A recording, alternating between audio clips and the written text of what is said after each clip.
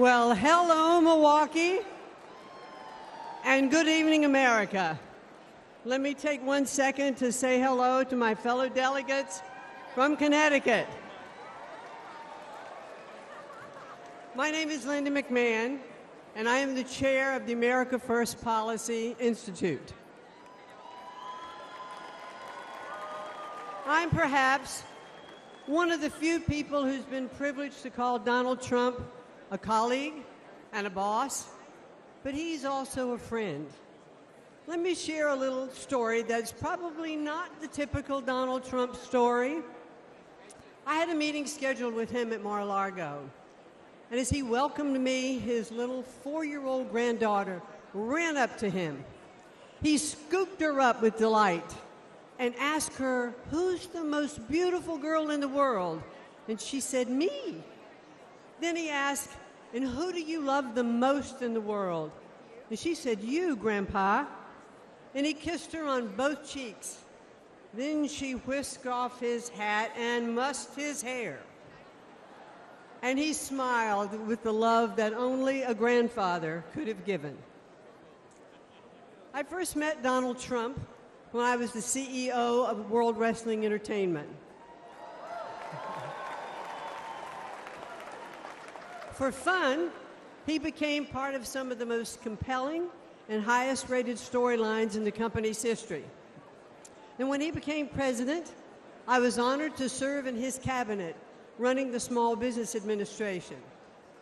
I traveled the country, talking to business owners and job creators. They knew they had a president who understood them and fought for them. He knew that small businesses are the engine of the American economy, and the Trump tax cuts proved to be like rocket fuel for them. Almost every business owner I spoke with was using their tax savings to grow their businesses. And ladies and gentlemen, the U.S. economy was flourishing. But at no moment during my time in the government was more poignant for me than one that happened in 2018. I traveled with the president to view the destruction which Hurricane Florence had levied on my hometown of New Bern, North Carolina.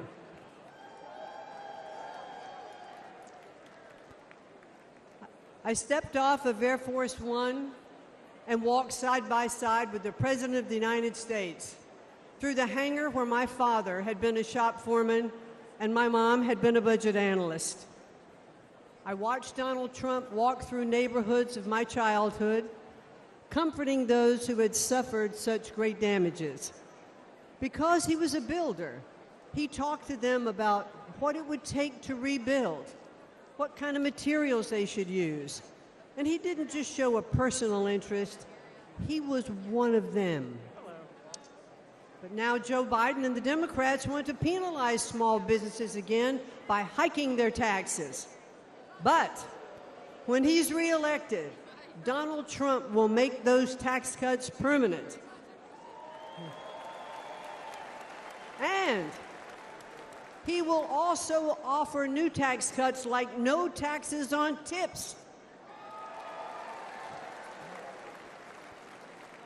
Instead of taxing American companies, Donald Trump put tariffs on China that raised billions of dollars and protected American industries.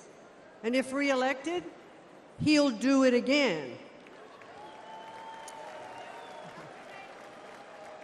President Trump is a job creator and the best friend American workers have ever had in the White House.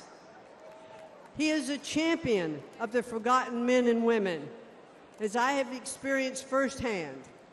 But the media doesn't like to acknowledge that very often. Donald Trump is not only a fighter, ladies and gentlemen, he is a good man.